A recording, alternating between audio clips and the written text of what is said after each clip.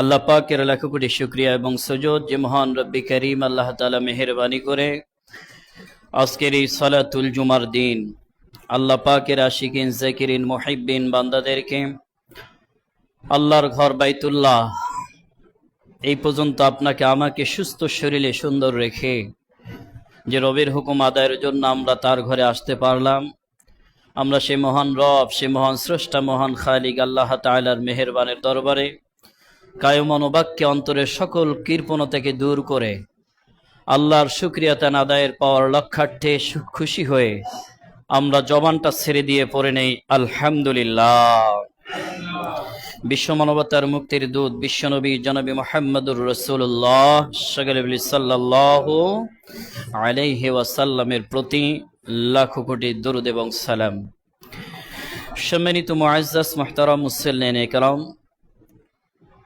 একটা জিনিস মানুষের জন্য ঈমান পাওয়া অত্যন্ত সহজ হয়ে যায়, সেটি হলো যে একটা মানুষ যদি সর্বক্ষণিক সময় যত আদেশ বিধি নিষেধ আছে সমস্ত কিছুকে মাইনাস করে একটা জিনিসকে যদি অন্তরে প্রতিটি মুহূর্ত লালন করতে পারে যে আমার একদিন মউত আছে, এই মউত হওয়ার পরে আল্লাহ পাকের দরবারে আপনাকে আমাকে হাজির হতে হবে এবং হাজির হওয়ার পরে জীবনের প্রতিটি কর্মের হিসাব আল্লাহ পাককে দিতে হবে।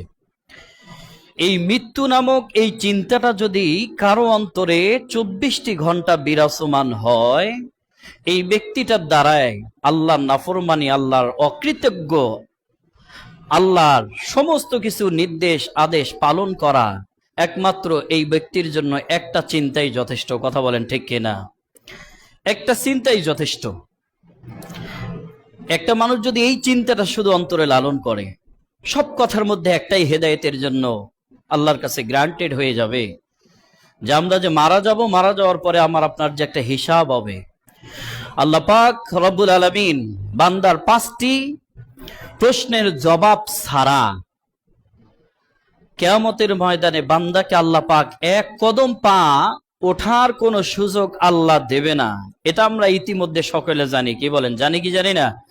আমরা সকলে জানি। তন্মধ্যে প্রথম নম্বর প্রশ্নই যেটা, সেটি হলো যে তোমার জীবনটাকে কোন কাজে ব্যয় করেছো, তোমার যৌবনটাকে, তুমি জীবনটাকে কোন কাজে মূল্যায়ন করেছো। এখন এই প্রশ্নের জবাব ওই ব্যক্তি দিতে পারবে যে সর্বক্ষণিক এই চিন্তাটা যার অন্তরে লালন করতে পারবে। কথা বলেন ঠিক কিনা? আজকে যদি এই চিন্তাটা আমাদের মধ্যে থাকতো, আজকে সরকারি দল বিরোধী দল, ক্ষমতাশীল অথবা ক্ষমতাহীন, আজকে ধনী অথবা গরিব, আজকে কৃষক অথবা মালিক, যে যে সেক্টরেই হোক না কেন, কারো দ্বারায় কখনো মানুষ ন্যায় বিচার কখনো আশা করতে পারতো না। কি কথা আসতে বলেন ঠিক কিনা? কখনো আশা করতে পারতো না। কিন্তু মজার ব্যাপার হলো যে আমরা যারা আছি এই চিন্তাটা আমাদের অন্তর থেকে আমরা সরাই দিয়েছি। আল্লাহ পাক রব্বুল আলামিন কোরআনে হাকিমের মধ্যে বলতেছেন, কুল্লু নাফসিন যায়িকাতুল মাউত ওয়া ইন্নামা তুওয়াফাউনা উজুরাকুম ইয়াউমাল কিয়ামা। মউত যখন তোমার হয়ে যাবে গোলাম, এই মউতের পরেই তোমার দুনিয়ার সব হিসাব চুকে দেওয়া হবে। একমাত্র ইলা ইয়াউমিল কিয়ামা, কিয়ামতের ময়দানে এই হিসাব জীবন তোমার আবার পুনরাবৃত্তি করে সেখান থেকে তোমার ভালো মন্দর ফয়সালা হবে। বলা যাবে না আল্লাহু আকবার? এজন্য আমার কলিজার টুকরা ভাইরা, আসুন আমি যে আয়াতে কারিমা তেলাওয়াত করেছি সূরা বাকারার 56 নম্বর আয়াত, এই সূরা বাকারার 57, 55 এবং 56, 57 নম্বর আয়াতে একটি মজার বিষয় লুকিয়ে আছে। যদিও বা ইতিমধ্যে আমার মনে হয় না যে কোনো এক জুমায় আমি আপনাদের কোনো এক জুমায় এই আলোচনাটা আমি করেছি। আজকে যে আলোচনাটা আমি টানার জন্য নিজেকে প্রস্তুত করে নিয়েছি সেটি হলো যে দুনিয়ার থেকে একজন মানুষ, একটা জাতি, একটা কওম, একটা বংশ দুনিয়ার থেকে যারা জান্নাতি খাবার পেয়েছিল, জোরে বলেন আল্লাহু আকবার। দুনিয়ার থেকে তারা কি পেয়েছিল? জান্নাতি খাবার পেয়েছিল। এই জান্নাতি খাবার পাওয়ার পরেও তাদের এই জিনিসটা ভালো লাগে নাই। এই জিনিসটা ভালো না লাগার পিছনে ওই মানুষগুলা সেটাকে বিট্রয় করেছে, সেটাকে তারা ডিনাই করেছে। এর কারণে আল্লাহ পাক রব্বুল আলামিন ওই জাতিটাকে আল্লাহ পাকের কাছ থেকে তারা অভিশপ্তের লানত পেয়েছে, বলা যাবে না নাউজুবিল্লাহ। সেই জাতিটা দুনিয়ার থেকে জান্নাতে খাবার পেয়েছিল। রাতে যখন তারা ঘুমাইতো, সকালবেলা তারা দেখতে পাইতো যে তাদের বাসার সামনে গেটে তৈরি করা খাবার। তাদের কোনো কাজ ছিল না, কোনো কর্ম ছিল না, কোন রকমের ব্যবসা চাকরি বাকরি কোনো ক্ষেত খামার ছিল না। তারা এটা পাইতে পাইতে খাইতে খাইতে এমন অলস হয়ে গেল যে তারা এই অলসতার কারণে সবকিছু ছেড়ে দিল। এবং কোন এক সময় এমন একটা অবস্থানে বিরাজ করলো হযরতে মূসা পয়গম্বরের জামানায়, যে তারা সেই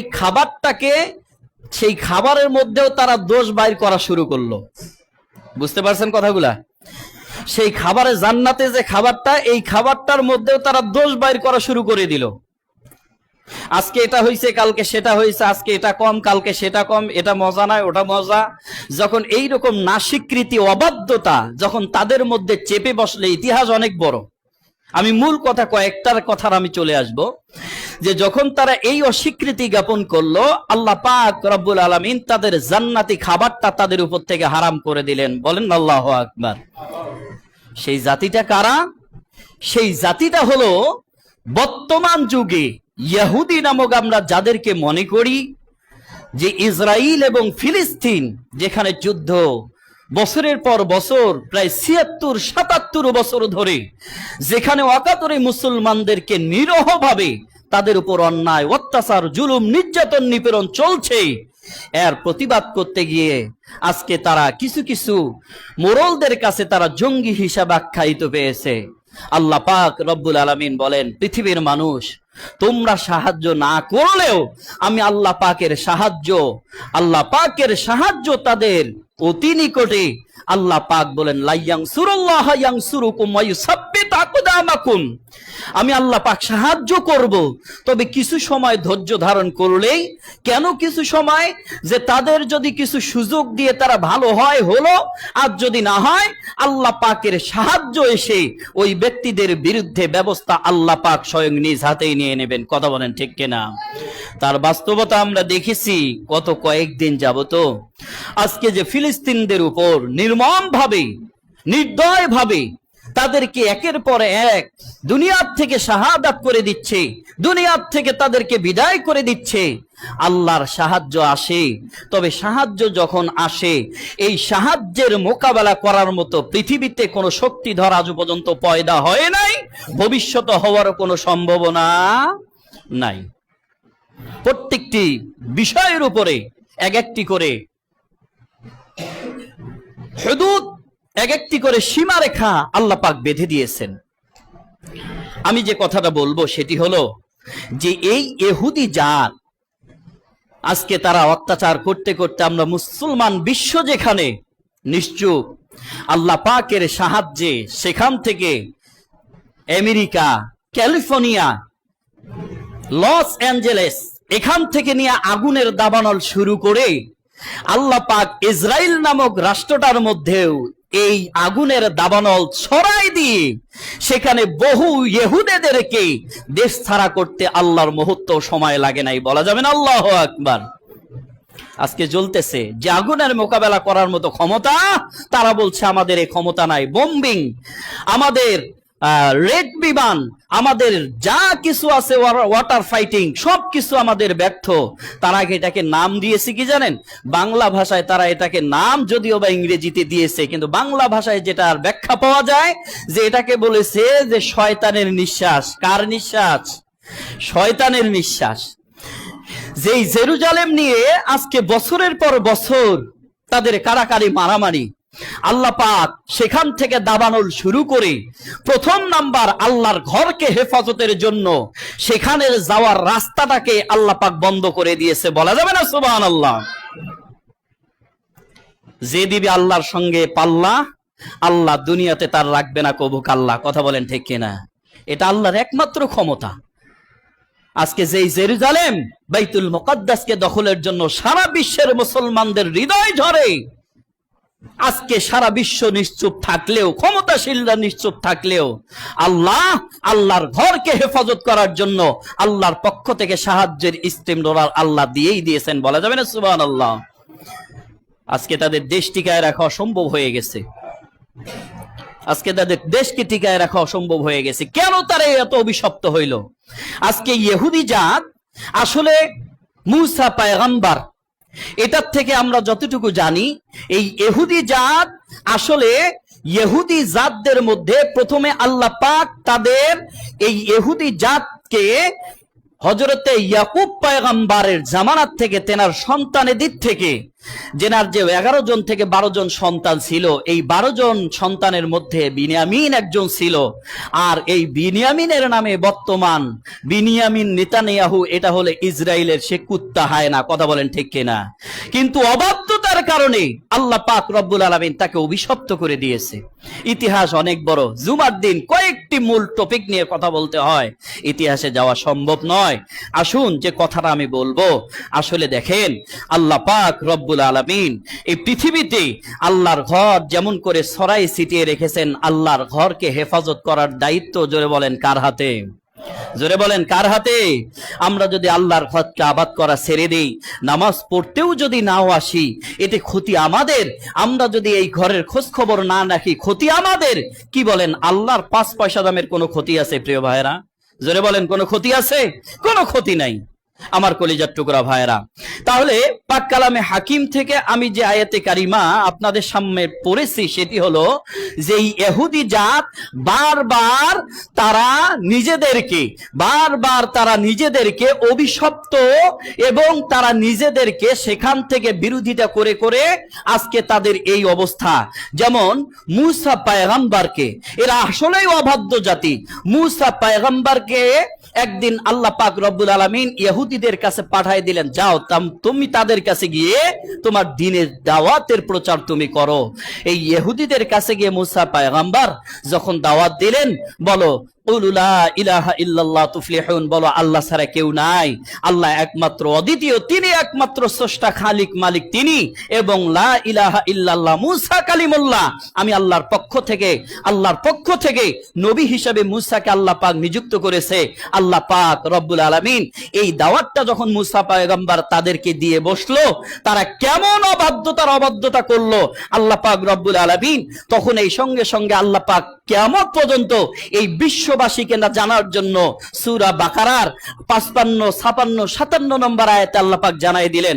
তারা বলল, ওয়াইজিকুল তুমিয়া মূসা, হে মূসা তুমি যে আল্লাহর দাওয়াত দাও, লান নুমিনা লাকা হাত্তা নারাল্লাহ, আচ্ছা তুমি যেটা কথা আমাদেরকে বলতেছো, আমরা ততক্ষণ পর্যন্ত বিশ্বাস করব না যে আল্লাহর দাওয়াত তুমি দিচ্ছ, যতক্ষণ পর্যন্ত তোমার আল্লাহকে আমি না দেখবো। বলা যাবে না নাউজুবিল্লাহ?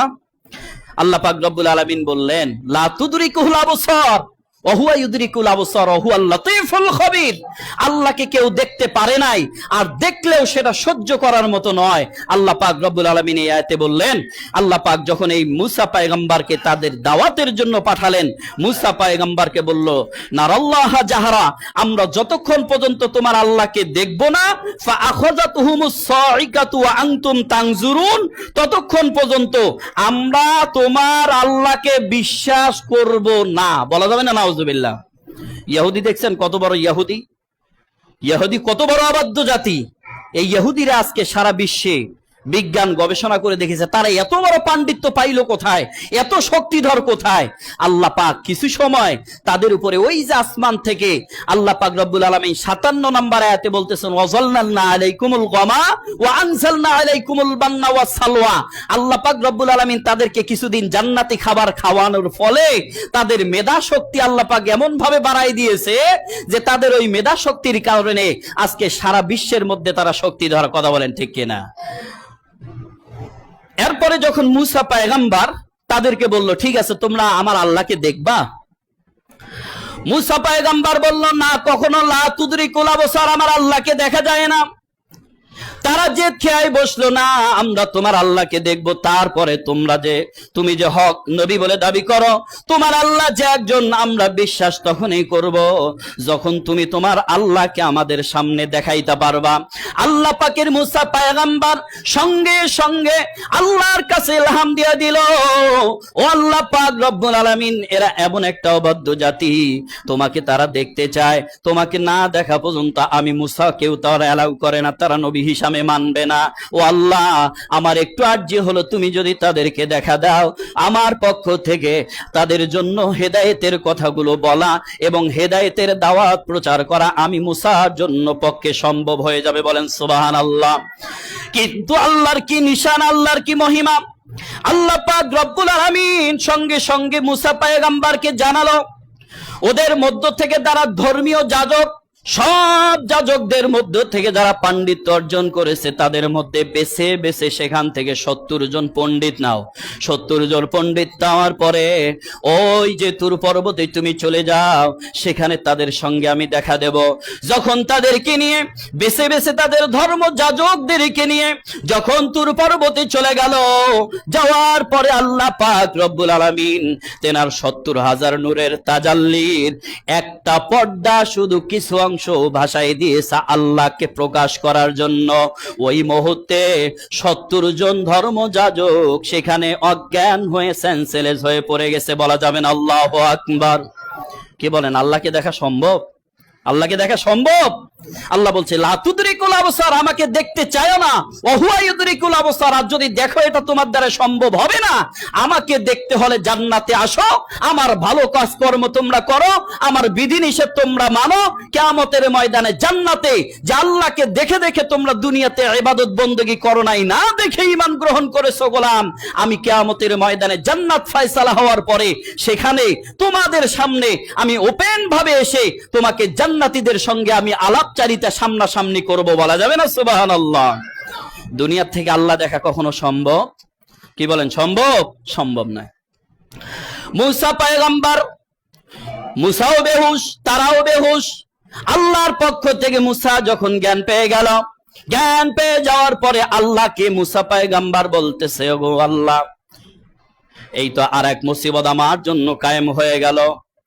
এখন এই অবস্থায় যদি এদের ধর্ম যাজককে না নিয়ে যদি আমি তাদের লোকালয়ে ফিরে যাই, এখন তো তারা বলবে মুসা 70 জন ধর্মগুরুকে হত্যা করে দিয়েছে। ওগো আল্লাহ, তোমার কাছে আমার আবেদন হলো, আল্লাহ তুমি তাদেরকে জ্ঞান ফিরিয়ে দাও, তাদেরকে তুমি জীবিত করে দাও। তুমি যদি তাদেরকে জীবিত করে দাও, তাহলে আমি মুসার দাওয়াত দেওয়া আরো তার জন্য সহজ হয়ে যাবে। বলা যাবে না সুবহানাল্লাহ? আল্লাহর ইলহাম দিয়ে অনেক বড় লম্বা ইতিহাস। আল্লাহ পাকের নূরের তাজাল্লির মাধ্যমে যে আল্লাহ মৃত্যু করলেন, সে আল্লাহ আবার জীবিত করে দিলেন। ইহুদি জাত কত বড় নিকৃষ্ট জাত! এই ইহুদি জাত যখন এই আল্লাহর পক্ষ থেকে তাদের জ্ঞান ফিরে পেল, তাদের জীবনটাকে আল্লাহর পক্ষ থেকে পেয়ে নিল, এরপরে তারা উঠে আরেকজনকে জিজ্ঞাসা করে, কে রে, তুই কি আল্লাহকে দেখছিস নাকি? দেখছেন? চিন্তা করা যায়। এ আবার ওকে বলে, তুমি আল্লাহকে দেখছো নাকি? ও আবার ওকে বলে, তুমি দেখছো কি না? আল্লাহকে দেখি নাই। কই, যেহেতু আল্লাহকে দেখি নাই, আল্লাহকে আমরা মানতেও পারি না। দেখছেন কত বড় আল্লাহ! অবাধ্যতা তারা। তো এরাই বারবার যুক্তিসঙ্গত তারা যুদ্ধ বিরতি করতেছে। আবার এই লাল চামড়ার দলেরা আবার এই যুদ্ধ বিরতি ভেঙে বারবার তারা ওয়াকাতরে মুসলিম মা বোনদেরকে হত্যা করে দুনিয়ার থেকে একের পর এক শহীদ করে দিচ্ছে। কথা বলেন ঠিক কিনা? এত বড় অবাধ্য জাত। এরপরে মুসাকে তারা বলল, ও মুসা, কই তোমার আল্লাহ? কিসের হায়াত পাওয়ার পরে, মৃত্যু থেকে জীবিত হওয়ার পরে তারা উঠে আল্লাহর শুকর আদায় করবে? বলে না, আমরা আল্লাহকে দেখি নাই, তোমার আল্লাহকে আমরা মানতে পারি না। আল্লাহ পাক বলল, মুসা, তুমি যেটা চেষ্টা করেছো তোমার চেষ্টায় তুমি সাকসেস, কিন্তু কথা হলো কিয়ামতের আগ পর্যন্ত ইহুদি জাত আমার কাছ থেকে হেদায়েত শূন্য হয়েছে, তারা হিংস্র হয়েছে। কিয়ামতের আগ পর্যন্ত তারা কোনোদিন আর হেদায়েতের আলোয় আলোকিত হতে পারবে না। বলা যাবে না আল্লাহু আকবার? তারা হেদায়েতের আলোয় আলোকিত তারা হবে না। এই হলো সেই ইহুদি জাতি। আমার কলিজার টুকরা ভাইরা, আজকে দেখেন, আমি কয়েকটা বিষয়বস্তু আমার ছিল। এই ইহুদি জাত আসলে তারা নিকৃষ্ট এবং হিংস্র জানোয়ারের জাত। আসলে এদের যে অবস্থা, আমাদের মুসলমানদেরকে তারা কুরে কুরে খাচ্ছে, আমাদের মুসলমানদেরকে তারা দিন নিপাত করে শেষ করে দিচ্ছে। এখন আমাদের একটাই ইমানের দাবি, একটাই আমাদের কর্ম আছে, সেটি হলো যে ইহুদিদের যত পণ্য আমাদের জন্য আছে সমস্ত গুলাকে আমাদের বয়কটের ডাক দিতে হবে। কথা বলেন ঠিক কিনা? কথা ঠিক কিনা? যদি আমরা দিতে পারি, কারণ আমরা যে পণ্য ক্রয় করি, এই মুসলমানদের রক্তে যদি আমরা তাদের পণ্য ক্রয় করি, আমাদের টাকায় মুসলমানদের রক্ত তারা ঝরাচ্ছে। এই জন্য আমাদের করণীয় হলো, আমার যুবক ভাইরা, বৃদ্ধ বাবাজিরা, আপনারা যারা আছেন সচেতন হবেন। কোন ইহুদিদের পণ্য আমাদের ক্রয় করা সারাটি জীবনের জন্য অবৈধ ঘোষণা করতে হবে। কথা বলেন ঠিক কিনা? সারাটি জীবনের জন্য অবৈধ ঘোষণা করতে হবে। যদি আপনি করতে পারেন, ওইখানে জিহাদ আপনি যাইতে পারবেন কিনা, করতে পারবেন কিনা সেটা পরের প্রশ্ন। আপনি যদি এই দেশ থেকে তাদের বিরুদ্ধে এতটুকু সংগ্রামে আপনি নিয়োজিত হতে পারেন, আল্লাহ পাক জিহাদের সওয়াবে আপনার আমলনামে আল্লাহ দান করবে। বলা যাবে না সুবহানাল্লাহ? এজন্য আমরা আল্লাহর কাছে দোয়া করি যে আল্লাহ, যে আগুন তুমি জ্বালাইছো, এই আগুনে আরো বরকত দাও, আরো বরকত দিয়ে পৃথিবী যেখানে নিশ্চুপ হয়ে আছে, তোমার সাহায্য যেহেতু শুরু হয়েছে, আমরা দোয়া করবো আল্লাহ সেই আগুন দিয়ে যাতে ইসরায়েল নামক রাষ্ট্রকে দুনিয়ার থেকে যেন খতম করে আল্লাহ পাক দেয়। বলেন না আমিন? এই দোয়াটা আমরা আল্লাহর কাছে করব। আল্লাহ পাক রব্বুল আলামিন এইরকম যুগে যুগে ইহুদিরা যদিও বা তারা বাইতুল মাকদাস দখল করেছে, বেশি দিন তারা স্থায়িত্ব টিকতে পারে নাই। মুসলমানের সংখ্যা ছিল কম, কিন্তু তাদের বিজয় আল্লাহ পাক দিয়েছে। বলা যাবে না সুবহানাল্লাহ? তাদের বিজয় আল্লাহ দিয়েছে। এজন্য মুসলমান কম হলে কি হবে, আপনাকে ভেঙে পড়ার কোনো দরকার নাই। বদরের যুদ্ধে 313 জন সাহাবী, যেখানে মন কান হাজারে হাজার 10 লক্ষ কাফেরের বিরুদ্ধে সংগ্রাম করে, 10,000 কাফেরের বিরুদ্ধে সংগ্রাম করে সেই যুদ্ধে মুসলমান জয়ী হয়েছে। সেই আল্লাহ জোরে বলেন আজও আছে না নাই? এজন্য আমাদের বাহু ভাঙ্গা যাবে না। যে যে অবস্থায় আছি একমাত্র ভরসা করতে হবে কার উপর? এবং সাহায্য চাইতে হবে কার উপর? আল্লাহ পাক আমাদের ভরসা এবং সাহায্য এবং দোয়া চোখের পানির বিনিময় সারা বিশ্বের মুসলমানদেরকে যেন আল্লাহ পাক হেফাজত করে। আমরাও যথাযথভাবে ইহুদি, খ্রিস্টান, বৌদ্ধ, নাসারা যারা বিধর্মী আছে, এদের সঙ্গে দূরবর্তী স্থাপন রেখে আল্লাহ পাক যেন দুনিয়ার জগৎ থেকে ঈমান নামক মহাদৌলত নিয়ে যাওয়ার তৌফিক দান করে। সবাই বলে আল্লাহুম্মা আমিন। ওমা তৌফিক ইল্লা বিল্লাহ ওমা আলাইনা ইল্লাল বালাগ।